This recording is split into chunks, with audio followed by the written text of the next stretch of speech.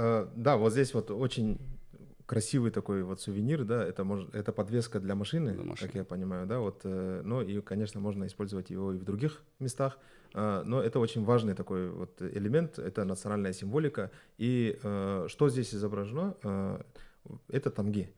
Тамга, как вот писал Абдульхамид Шайшембеевич Джанибеков, это наш такой выдающийся просветитель, что тамга являлась не только родовым знаком, но и также символом для знамени Ногаев. И также это подтверждает путешественник 17 века, такой Пейсанель был, который непосредственно среди Ногаев был, и он говорит, что каждая орда имела знамя с тамгой, родовым знаком главного рода.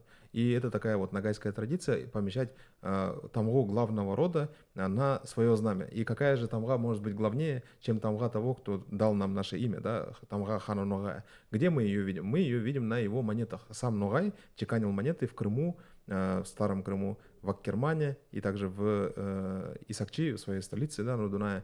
Вот есть три таких вот монетных двора, где чеканились его монеты, и мы видим как раз-таки именно вот такую форму. Некоторые путают, есть такая тамга еще с ровными углами, но это тамга, такая анонимная тамга Булгара называется. Неизвестно, кто именно ее чеканил в Булгаре, но известно, кто тогда правил Булгаром. Это был такой Тохта, хан Тохта, это был враг Ногая, и это очень важно. Почему? Потому что нельзя носить, наверное, ну, было бы глупо носить на, скажем так, национальной символике тамгу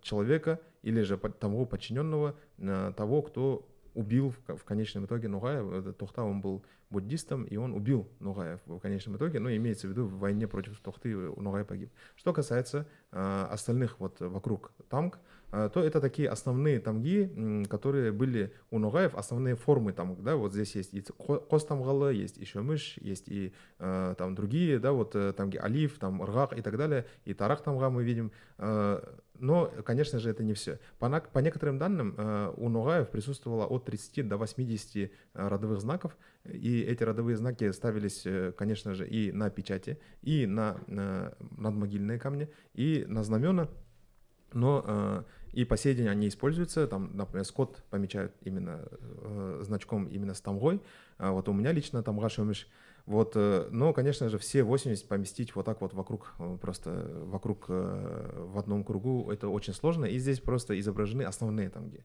поэтому кто-то, если не увидит свою тамгу, даже, например, я не вижу здесь свою тамги, но основная такая, скажем так, концепция, она очень верная.